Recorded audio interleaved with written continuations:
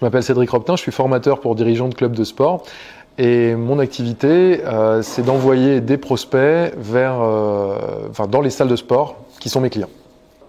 Alors la première fois que j'ai entendu parler de Mathieu, le spécialiste du copywriting, c'était parce que j'ai vu une petite formation, une petite vidéo. J'avais acheté la machine à vendre de Seb le marketeur, de Sébastien Knight, et j'ai assisté à une vidéo. Alors je sais plus exactement ce que c'était. Ça devait pas être une sellette ou un truc comme ça. Donc la première fois que je l'ai vu, c'était dans une sellette comme ça, et je trouvais ça pas mal. Mais je l'ai pas. Et je m'étais d'ailleurs, j'avais mis mon mail pour recevoir des choses, etc. Et je m'étais servi déjà du gratuit de Mathieu, comme beaucoup de gens, je pense. Mais à l'époque, j'avais pas de produit encore. Donc pour l'instant, ça m'avait pas servi à grand chose. Et puis aujourd'hui, j'appartiens moi-même à un mastermind, le mastermind de Leandro Lozaïc. Et en fait, j'ai déjà rencontré Mathieu dans le cadre de ce mastermind. Je l'ai rencontré pour de vrai. Et puis là aujourd'hui je l'ai revu et il m'a apporté beaucoup de pépites en termes de copywriting. Alors ça c'est assez simple, j'ai pas tout essayé, j'ai essayé de lire des bouquins. Le problème c'est que je manquais de structure. J'ai lu des livres dans lesquels j'avais l'impression qu'il y avait des structures et il n'y en avait pas. La plupart des livres sont en anglais. Ce qu'on dit sur le copywriting sur YouTube, ça n'existe pas.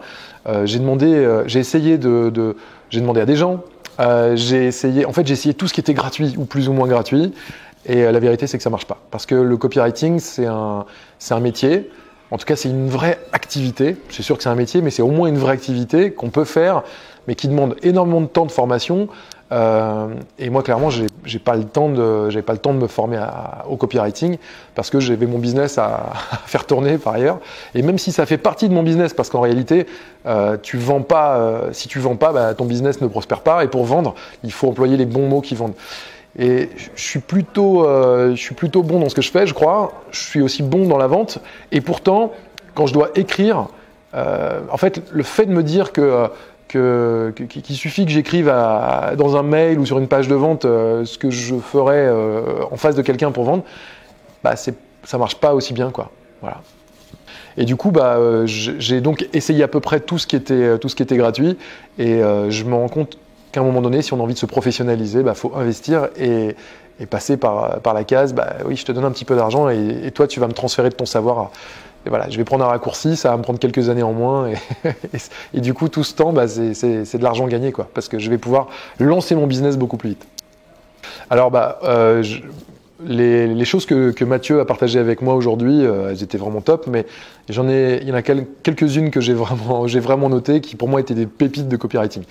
Déjà, c'est structure, parce que en réalité, j'ai compris aujourd'hui que c'est pas seulement bien savoir écrire et employer le bon vocabulaire, c'est respecter une vraie structure. Et ça, les copywriters, ils le savent, et nous, on le sait pas particulièrement, ou même si on le sait, on les a pas, les structures. Et Mathieu, lui, il les a toutes, les structures.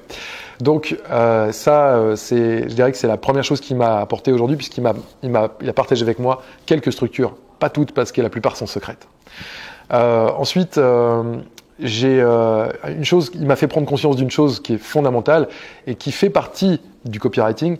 Finalement, c'est dans les vidéos que je vais partager avec mes clients ou mes prospects. En fait, il va falloir que je mette une vraie proximité, alors que ce sont des vidéos.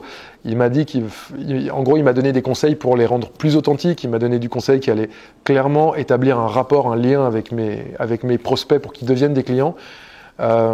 Et ça, c'est en gros l'idée, c'est de faire en sorte qu'ils se sentent comme chez eux et qu'ils aient l'impression de faire partie de la même famille, en fait. C'est comment créer le tribalisme grâce au copywriting. Et ça, c'est vraiment un gros apport de la journée d'aujourd'hui.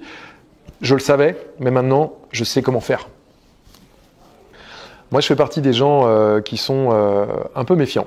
Je donne pas mon argent comme ça à n'importe qui. Je donne pas ma confiance à n'importe qui non plus. Je mets un petit peu de temps à accorder ma confiance et à sortir le porte-monnaie. C'est normal parce que, en fait, un chef d'entreprise doit avoir deux obsessions, hein, augmenter le chiffre d'affaires et baisser ses coûts. Et forcément, quand on sort le porte-monnaie, on baisse pas les coûts. Alors, je fais partie des gens qui hésitent habituellement, et comme tout le monde, on hésite. Mais je dois dire que le copywriting, ça fait partie des choses qui sont réellement un métier. Et si vous maîtrisez pas ça, vous n'arriverez pas à vendre. That's it. Point barre. Soit vous décidez de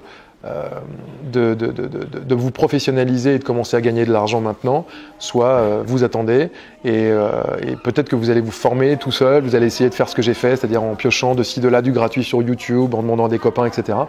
Et en réalité, vous allez mettre beaucoup plus de temps pour gagner la même somme d'argent, ce qui veut dire qu'au final, vous en aurez perdu.